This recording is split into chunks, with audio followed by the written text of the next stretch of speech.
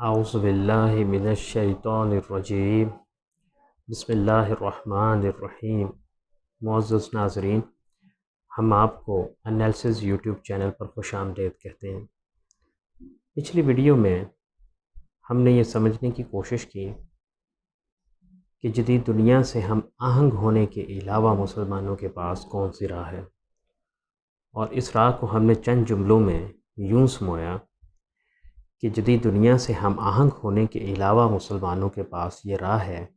کہ مسلمان جدید دنیا کے سامنے مسلم دنیا کھڑی کریں یا مسلم دنیا پیدا کریں۔ اور مسلم دنیا کھڑا کرنے یا مسلم دنیا پیدا کرنے سے ہماری مراد یہ ہے کہ جدید دنیا کے علم کے مقابلے میں علم پیدا کیا جائے، جدید دنیا کے سسٹمز کے سامنے سسٹمز پیدا کیے جائیں، اور جدید دنیا کی ٹیکنالوجی کے سامنے ٹیکنالوجی پیدا کی جائے۔ اب یہ عمل ہوگا کیسے؟ آئندہ آنے والے ویڈیوز میں ہم اس پورے فینومینا کو سمجھنے کی کوشش کریں گے۔ آج کی ویڈیو میں ہم اس چیز کا آغاز کرتے ہوئے سب سے پہلے ایک بنیادی سوال کو سمجھنے کی کوشش کریں گے، اور وہ بنیادی سوال یہ ہے کہ نظریہ حیات کیا ہے، اور نظریہ حیات کیسے علم، ٹیکنالوجی اور سسٹمز بنتا ہے۔ تو ہمارے ساتھ رہیے۔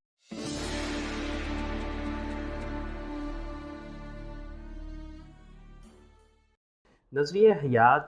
اصلاً 3 سوالات اور ان کے جوابات کے مجموعے کا نام ہے۔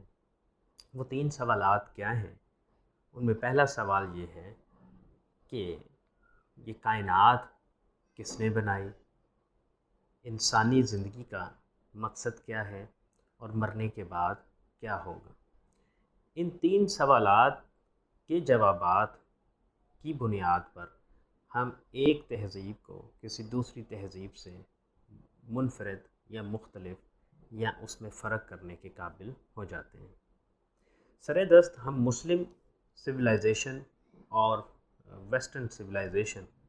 کا ایک موازنہ آپ کے سامنے رکھتے ہیں۔ ویسٹرن سویلائزیشن اس سوال کا جواب کہ یہ کائنات کیسے بنی ہے یا اس کائنات کی تخلیق کیسے ہوئی ہے کے جواب میں بگ بینگ تھیوری اور اس سے ملتے جلتے نظریات کو سامنے رکھتے ہیں۔ جتنے بھی نظریات وہ پیش کرتے ہیں ان کا لب لباب یہ ہوتا ہے کہ یہ کائنات خود سے مختلف عوامل کے ذریعے سے، مختلف طبی عوامل یا فزیکل پروسیسز کے ذریعے سے معرض وجود میں آ گئی ہے۔ اور جب ان سے یہ پوچھا جائے کہ حیات انسانی کا یعنی انسان کا اس دنیا میں آنے کا مقصد کیا ہے، تو اس کا جواب ان کے پاس بڑا سادہ سا ہے، اور وہ یہ کہ حیات انسانی کا مقصد دنیا سے استفادہ کرنا یا دنیا سے فائدہ اٹھانا ہے، اور دنیا کی زندگی کے اندر کھو جانا ہے۔ اسی طرح جب ہم ان سے یہ سوال پوچھتے ہیں کہ مرنے کے بعد کیا ہوگا، تو ان کا جواب ہے کہ مرنے کے بعد کچھ بھی نہیں۔ یہ طبی اور حیاتیاتی عوامل کے مجموعے سے زندگی معرض وجود میں آتی ہے، اور ان کے رک جانے کا نام موت ہے، اور اس کے بعد کچھ بھی نہیں۔ بعید ہی جب ہم مسلم سویلائزیشن کی بات کرتے ہیں تو یہاں ان 3 سوالوں کے جوابات بالکل اپوزٹ ہیں۔ جب پوچھا جائے کہ اس کائنات کو کس نے بنایا تو جواب ملے گا اللہ تعالیٰ نے۔ جب پوچھا جائے زندگی کا مقصد کیا ہے تو بتایا جائے گا اس کو راضی کرنا، اور جب یہ پوچھا جائے گا کہ مرنے کے بعد کیا ہوگا تو بڑا سادہ جواب ہے کہ مرنے کے بعد ہمیں اس دنیا میں اپنے کیے گئے اعمال کا حساب دینا پڑے گا۔ یہاں سے ہمیں یہ بات سمجھ میں آ جاتی ہے کہ ویسٹرن سویلائزیشن اور اسلامک سویلائزیشن نظریہ حیات کی بنیاد پر ایک دوسرے سے متضاد اور مخالف سطح پر کھڑے ہیں، اور یہ ممکن نہیں ہے کہ ان 2 تہذیبوں کے درمیان گیون اور ٹیک ہو سکے، یعنی یہاں پہ یہ دونوں تہذیبیں ایک دوسرے کے سامنے کھڑی ہیں، اور یہاں پہ گیون اینڈ ٹیک کرنا ممکن نہیں ہے، بلکہ یہ دونوں پورا ایک پیکج رکھتے ہیں جس کو آپ کو ایکسیپٹ کرنا ہے اور ریجیکٹ کرنا ہے، آپ کو یہاں قبول کرنا ہے یا رد کرنا ہے۔ یوں ہم نے سمجھ لیا کہ نظریہ حیات کیا ہوتا ہے، اور نظریہ حیات کے وہ بنیادی 3 سوالات کیا ہیں، اور ان 3 بنیادی سوالات کے 2 بڑی تہذیبیں کیا جوابات پیش کرتی ہیں۔ اب ہم یہ سمجھیں گے کہ یہ نظریہ حیات کسی تہذیب کے علم کے اوپر کس طرح سے اثر انداز ہوتا ہے۔ اس بات کو سمجھنے کے لیے ہم ایک مثال جو ہے وہ آپ کی خدمت میں پیش کرتے ہیں۔ وہ مثال یہ ہے کہ جب ہم زمین کی مختلف تہوں کا مطالعہ کرتے ہیں تو ہم دیکھتے ہیں کہ وہاں پہ مختلف جانداروں کی باقیات ملتی ہیں۔ زمین کی ایک تہہ کا رنگ مختلف ہے، اس سے اوپر والی تہہ کا رنگ مختلف ہے، اس سے اوپر والی تہہ کا رنگ مختلف ہے، اور جب ہم اس تہہ کو دیکھتے ہیں تو اس تہہ میں پائے جانے والے جاندار بھی مختلف ہیں، کچھ سادہ ہیں اور پھر بتدریج وہ پیچیدہ ہوتے چلے جاتے ہیں۔ اب اس نیچرل فیکٹ کو جب کوئی انسان دیکھے گا اور وہ اس نیچرل فیکٹ کی جب انٹرپریٹیشن کرے گا تو یہ ہو نہیں سکتا کہ وہ اس انٹرپریٹیشن کو کرتے ہوئے اپنی نظریہ حیات کے مخالف چلا جائے۔ آپ سمجھیے کہ جب ایک مغربی نظریہ حیات کے حامل شخص نے اس فینومینا کو، اس نیچرل فیکٹ کو دیکھا کہ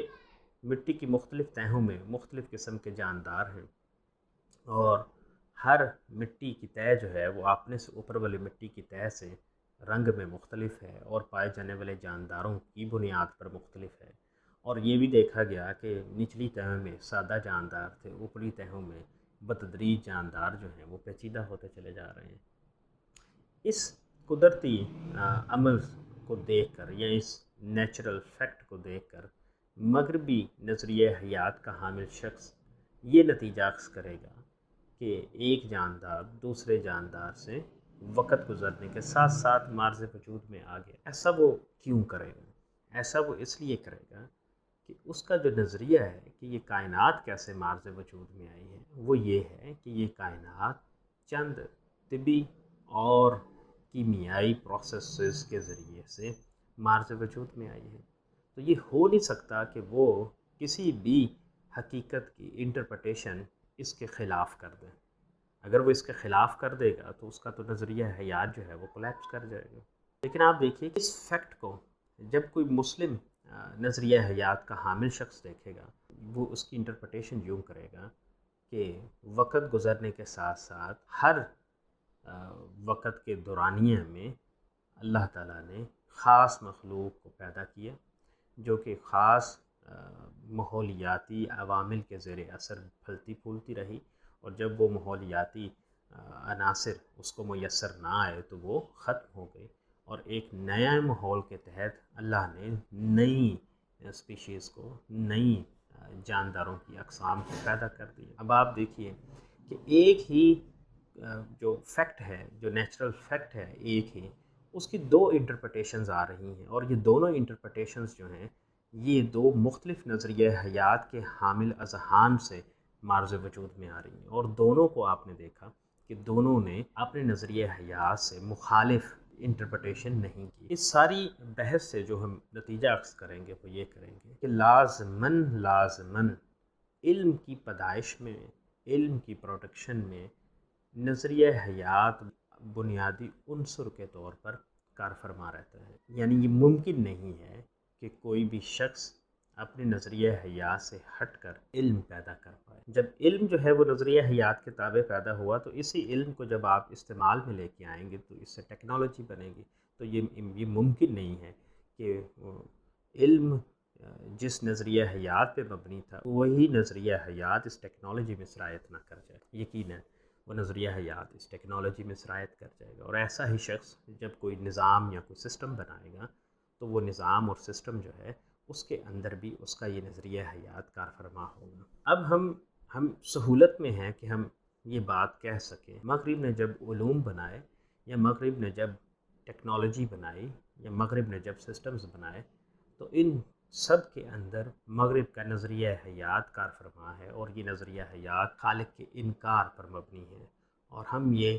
پورے وثوق سے کہتے ہیں کہ یہ انکار نہ صرف علم میں منتقل ہوا بلکہ ٹیکنالوجی اور ٹیکنالوجی کے بعد نظاموں میں بھی یہ انکار پوری قوت کے ساتھ موجود ہے۔ انکاری نظریہ حیات علم میں بدلا اور یہ علم ٹیکنالوجی میں بدلی اور اسی سے پھر نظام جو ہے وہ معرض وجود میں آئے، اور یوں جدید دنیا خالق کے انکار پر پیدا ہوتی ہے، جبکہ مسلم تہذیب خالق کے اقرار پر پیدا ہوتی ہے۔ اور یوں ہم سمجھتے ہیں کہ مسلم تہذیب اور مغربی تہذیب ایک دوسرے کے بالکل مقابل کھڑے ہیں۔ یہ گیو اینڈ ٹیک کا معاملہ نہیں ہے، یہ ایک پورا پیکج ہے، یا آپ کو لینا ہے یا آپ کو رد کرنا ہے۔ انشاءاللہ العزیز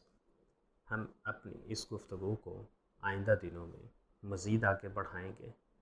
اور کوشش کریں گے کہ اس موضوع کو زیادہ سے زیادہ کھول کر بیان کیا جا سکے۔ والسلام ورحمۃ اللہ وبرکاتہ۔